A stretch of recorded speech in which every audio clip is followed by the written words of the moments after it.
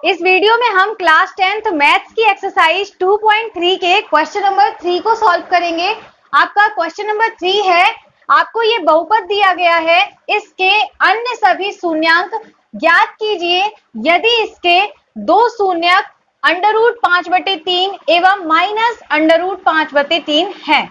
तो यहाँ पर आपको इस बहुपद के दो शून्यक दिए गए हैं, एक ये और एक ये। हमसे कहा गया है कि बाकी इसके आप शून्यक ज्ञात कीजिए। तो देखिए यहाँ पर जो बहुपद दिया गया है इसकी अधिकतम घात चर में 4 है। देखिए x की घात 4, 3, 2 और 1।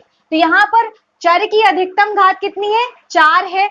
मतलब इसके जो अधिकतम शून्यकों की संख्या होगी वो भी 4 होगी। मतलब 4 से ज्यादा शून्यक नहीं निकल सकते हैं। तो कुल शून्यक 4 हैं, जिसमें से दो शून्यक हमें दिए गए हैं। मतलब हमें अभी दो और शून्यक ज्ञात करने हैं। ठीक है, चलिए अब देखिए क्वेश्चन को सॉल्व करते हैं। यहाँ पर लिखेंगे दिया है, हमने यहाँ पर मान लिया कि px बहुपद है जो हमें ये दिया गया है। इसके दो शून्यक दिए गए हैं ये। अगर ये बहुपद के शून्यक हैं, इसका मतलब है कि ये x के मान होंगे। x के 4 मान निकलने हैं, जिसमें से हमें दो ये मान दिए गए हैं। तो हम इसको इस तरीके से लिख सकते हैं, x बराबर √5/3, x बराबर -√5/3। ठीक है, अब देखिए यहां से अगर हम इस √5/3 को बराबर के इस तरफ लेके आए तो ये क्या हो जाएगा? माइनस का √5/3 बराबर 0। ठीक है, और यहां पर भी इसी तरह से जब ये माइनस का इस तरफ बराबर के लेके आएंगे तो प्लस का हो जाएगा √5/3 बराबर 0। अब देखिए यहाँ पर ये मान भी 0 के बराबर है और ये मान भी 0 के बराबर है। तो इसको हम ऐसा लिख सकते हैं, x माइनस √5/3 और x प्लस √5/3 बराबर 0। ठीक है ना, यहाँ पर कुछ नहीं कर रहे हम यहाँ पर इन दोनों शून्यकों से बहुपद निकाल रहे हैं। अभी तक हम क्या करते थे, जो हमें बहुपद दिया होता था उसको सॉल्व करके हम शून्यक ज्ञात करते थे, लेकिन यहाँ पर हमें दो शून्यक दिए गए हैं, उनसे हम यहाँ पर बहुपद ज्ञात करेंगे। अब देखिए a minus B, a plus B, तो यहाँ पर क्या बन गई? एक सर्व समीका बन गई। ये क्या होती है? देखिए यहाँ पर लिख देते हैं, a minus B, a plus B बराबर क्या होता है? a square minus B square.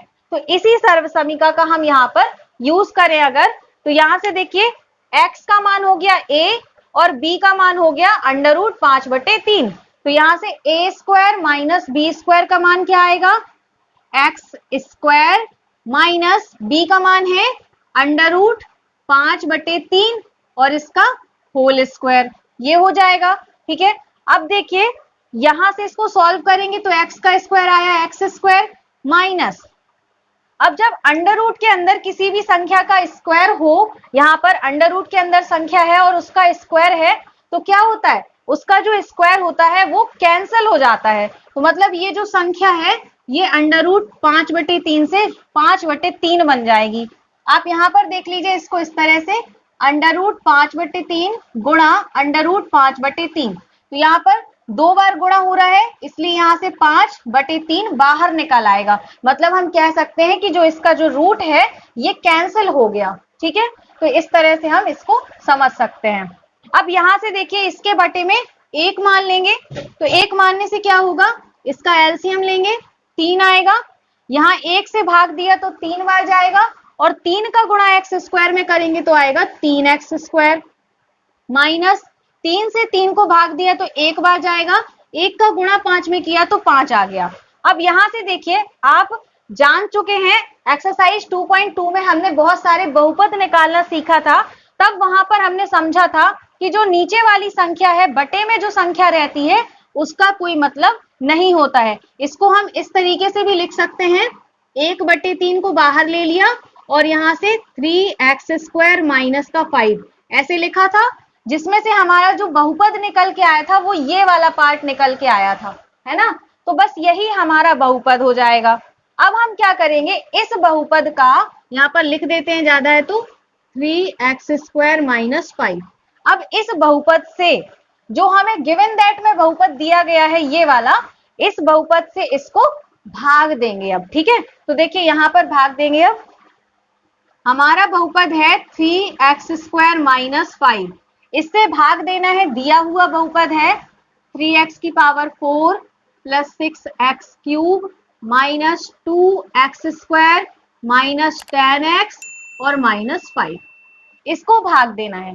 अब भाग देते भी आपसे बनता है, भाग कैसे देते हैं, यहां पर आपको दिया गया है 3x² और यहां पर दिया गया है 3x की पावर 4, तो आपको क्या करना है, 3x² को 3x की पावर 4 बनाना है। तो इसके लिए देखिए यहां पर भी 3 है और यहां पर भी 3 है, यहां पर x की पावर 4 है, यहां पर x की पावर 2 है, मतलब अगर हम 2x और चाहिए हमें, अगर हम x² का मल्टीप्लाई कर दें तो यहाँ पर 3x की पावर 4 हमें मिल जाएगा, है ना। तो देखिए यहां पर मैं करती हूं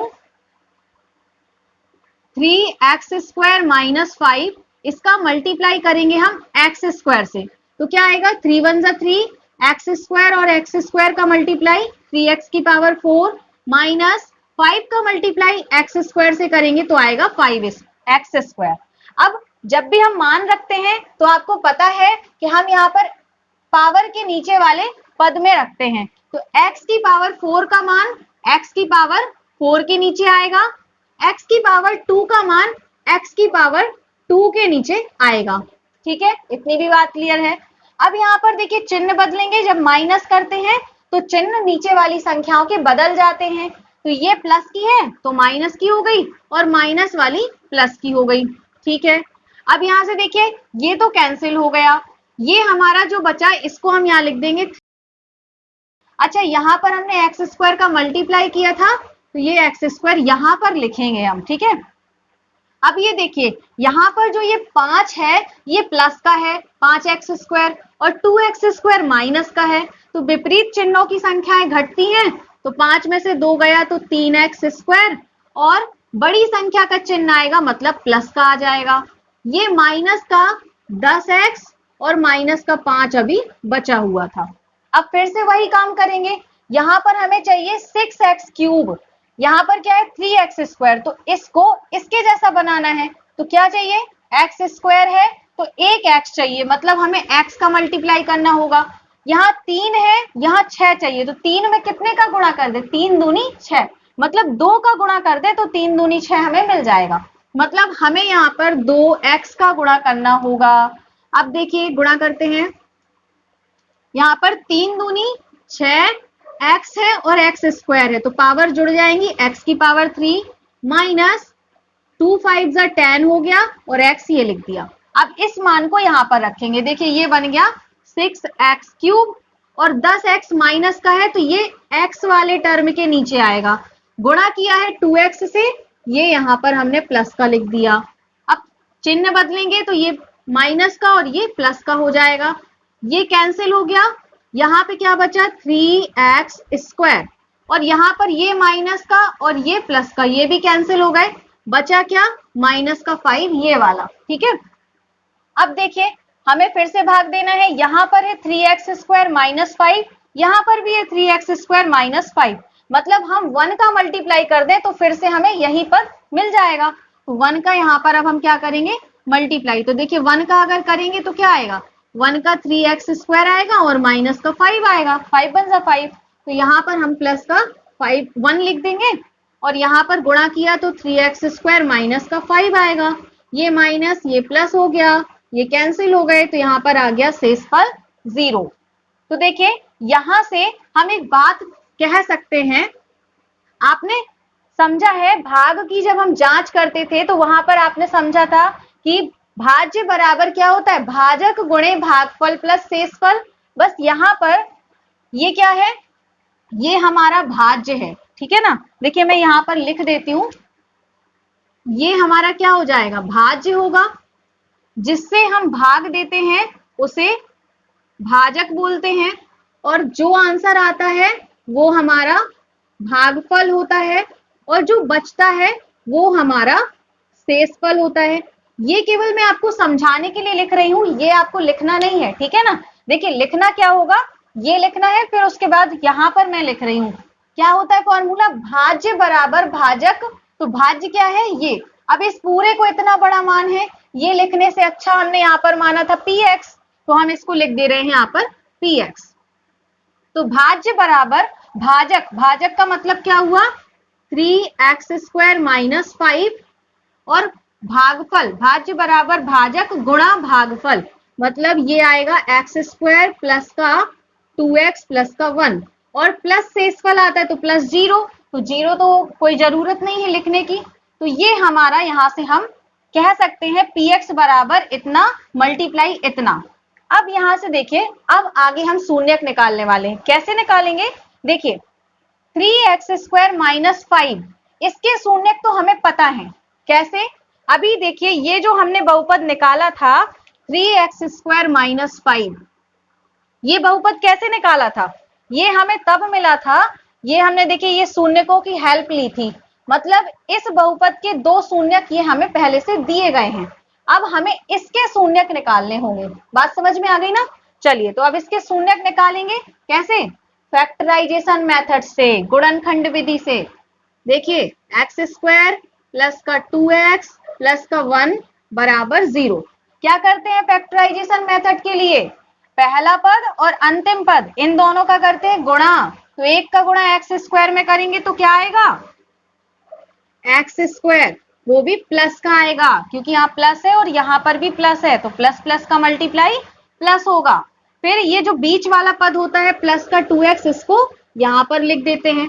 अब हमने आपको बताया था कि अगर मान लीजिए ऊपर वाली संख्या में यहाँ पर प्लस होता है, इसका मतलब है कि जो हमें गुणनखंड मिलेंगे 2x के वो जोड़ेंगे, है ना।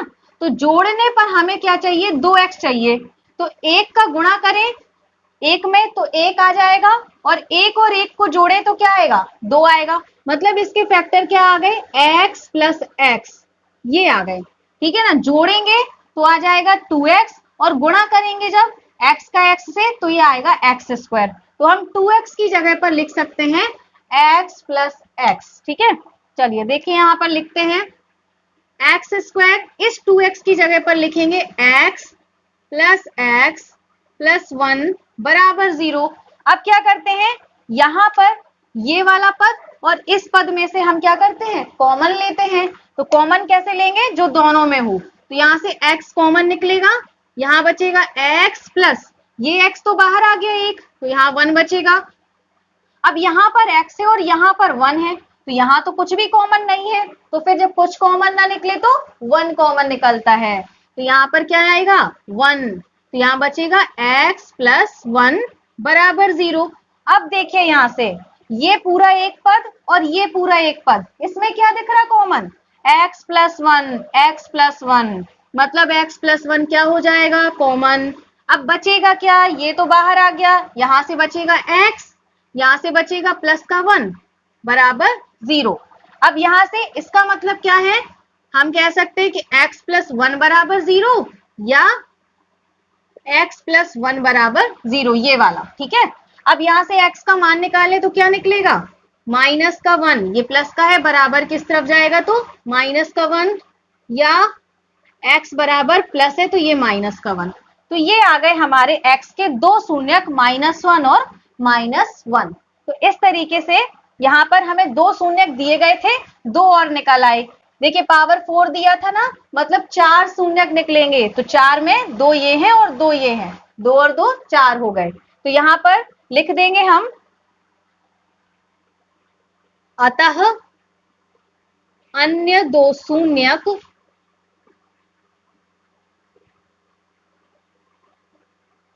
-1 व -1 है। तो इस तरह से ये आपका क्वेश्चन कंप्लीट हुआ। आई होप कि आपको अच्छे से समझ में आ गया होगा। अगर आपको कोई भी डाउट है तो आप मुझसे कमेंट सेक्शन में पूछ सकते हैं, और अगर क्वेश्चन अच्छे से समझ में आ गया है तो वीडियो को लाइक कर दीजिए और अपने फ्रेंड्स को भी ज्यादा से ज्यादा शेयर करिए ताकि ये वीडियो उनकी भी हेल्प कर सके। नेक्स्ट वीडियो में हम इसके आगे के क्वेश्चंस को सॉल्व करेंगे। तो अगर आपने अभी तक चैनल को सब्सक्राइब नहीं किया है तो कर लीजिए और नोटिफिकेशन बेल को भी ऑन कर लीजिए ताकि इसी तरह से आपको आने वाली वीडियोस की नोटिफिकेशन मिल सके। तो मिलते हैं नेक्स्ट वीडियो में। Thanks for watching this video.